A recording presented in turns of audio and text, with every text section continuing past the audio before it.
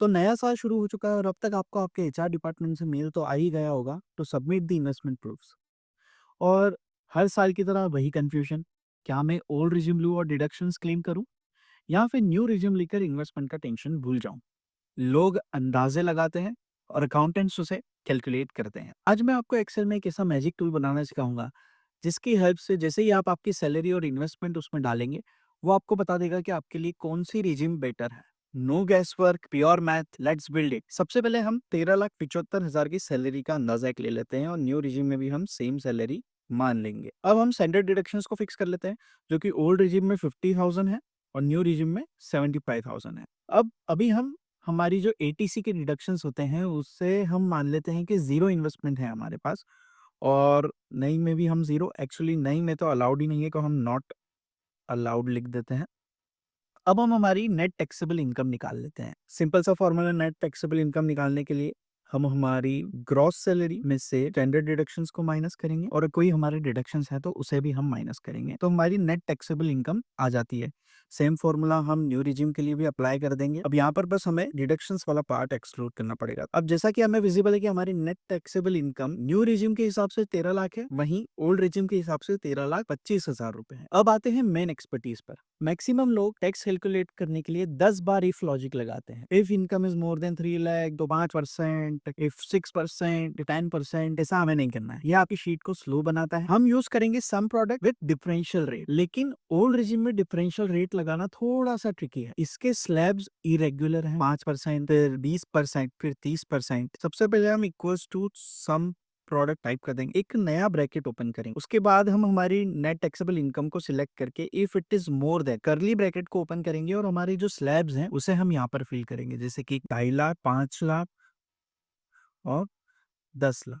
इसमें हम मल्टीप्लाई करेंगे हमारी नेट टैक्सेबल इनकम लेस करली ब्रैकेट ओपन, फिर से अब हम हमारे स्लैब यहाँ पर लिखेंगे, इसे हम मल्टीप्लाई करेंगे स्लैब्स हैं उनसे, जैसे कि 5%, 15% और 10%। अब यहाँ लॉजिक समझो, पहले पूरी इनकम जो है 2.5 लाख से ऊपर है उस पर 5% टैक्स लगा है यहाँ पर, और जो इनकम 5 लाख से ऊपर है उस पे एक्स्ट्रा 15%, टोटल हो गया 20%। और जो इनकम 10 लाख के ऊपर है उस पे एक्स्ट्रा 10% और लगा है, टोटल 30%। इसलिए जो हमारा लॉजिक कह रहे हैं वो 5%, 15% और 10% आ रहा है, जो कि डिफरेंशियल रेट्स है। अब सेम फॉर्मूला हम न्यू रिजिम के लिए डाल देंगे। न्यू रिजिम की खास बात यह है कि जो भी इसके डिफरेंशियल रेट्स है वो सेम है, 5% है सारे, यानी कि जैसे जैसे आपकी इनकम बढ़ रही है हर बढ़ती इनकम पर एक्स्ट्रा 5% टैक्स है। तो यहाँ पर फॉर्मूला कैसे लगेगा एक बार देखिए। सम प्रोडक्ट हम लगाएंगे, इफ हमारी net taxable income is more than हमारे न्यू रिजिम के स्लैब, इसे हम मल्टीप्लाई करेंगे हमारी net taxable income less again हमारे जो स्लैब्स हैं, इसे हमें मल्टीप्लाई करना है हमारे डिफरेंशियल टैक्स रेट से। न्यू रिजिम के हिसाब से जो हमारा टैक्स आ रहा है वो है 75,000, पर अभी ये हमारा फाइनल टैक्स नहीं है। अभी हमें इसमें से रिबेट्स अंडर सेक्शन 87 ए अगर मिलनी है तो वो माइनस करनी है। तो यहाँ पर भी हम एक सिंपल सा एक लॉजिक फॉर्मूला इफ वाला लगा दे रहे हैं। एक हमारी net taxable income is less than equals to 5 lakh. If this condition is true, then we want the answer as minimum of tax payable or 12,500, whichever is lower। और अगर ये कंडीशन फुलफिल नहीं होती है तो सिंपल जीरो। तो हम जैसे ही एंटर हिट करेंगे तो ये ओल्ड रिजिम में हमारी जो रिबेट आ रही है वो आ रही है जीरो। अब हम चलते हैं न्यू रिजिम में। न्यू रिजिम में भी हम सेम ही लॉजिक अप्लाई करेंगे, तो just duplicate the formula which we have used in the old regime. अब बस इसमें हमें जाकर 12,500 की जो स्टैंडर्ड डिडक्शन है उसको 60,000 में कन्वर्ट करना है, और जो 5 लाख है उसको हमें 12 लाख में कन्वर्ट कर देना है। And then we just want to press enter. तो टैक्स आफ्टर रिबेट सिंपल सी चीज है, जो भी हमारा टैक्स पेबल अभी ऊपर कंडीशन में आया था उसमें से हम रिबेट को माइनस कर देंगे। सेम चीज यहाँ पर डुप्लीकेट कर देंगे न्यू रिजिम में। अब हेल्थ सेस जो कि है 4% टैक्स आफ्टर रिबेट पर हमें इसे कैलकुलेट करना है, इक्वल्स सेम चीज यहाँ पर अप्लाई कर देंगे। अब जो हमारा टोटल टैक्स पेबल होगा that is tax after rebate plus cess, same चीज राइट में।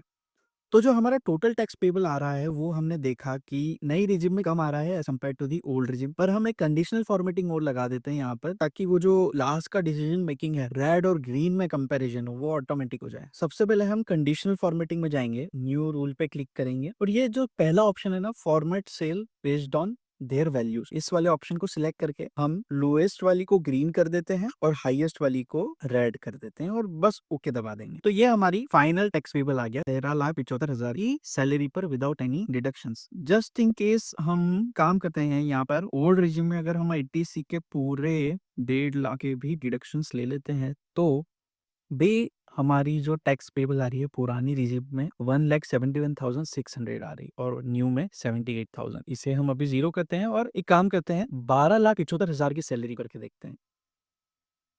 तो 12,75,000 की सैलरी पर जैसा आप देख सकते हैं कि आपका जो टोटल टैक्स पेबल है वो न्यू रिजिम में पूरा जीरो हो जाता है और अगर आपके 1,50,000 के पूरे डिडक्शंस भी हैं तो भी आपका पुरानी रिजिम में 1,40,400 का टैक्स पेबल। तो इट इज वेरी एविडेंट कि अगर आपकी 12,75,000 रुपए तक की इनकम है, एनुअल ग्रॉस सैलरी है, तो आप 100% न्यू रिजिम में जाइए। वो ही आपको हर केस में बेनिफिशियल होगी, ना आपको किसी इन्वेस्टमेंट का टेंशन लेना है। तो ये शीट आपको डिसीजन लेने में हेल्प करेगी। प्रैक्टिस के लिए इसे खुद बनाइए, लॉजिक क्लियर होगा। और अगर रेडीमेड चाहिए तो प्लीज डीएम मी और कमेंट डाउन बिलो, मैं आपके साथ इसे शेयर कर दूंगा। मैं हूं अभिषेक मकवाना और मैं अकाउंटिंग और एक्सेल को आसान बनाता हूं।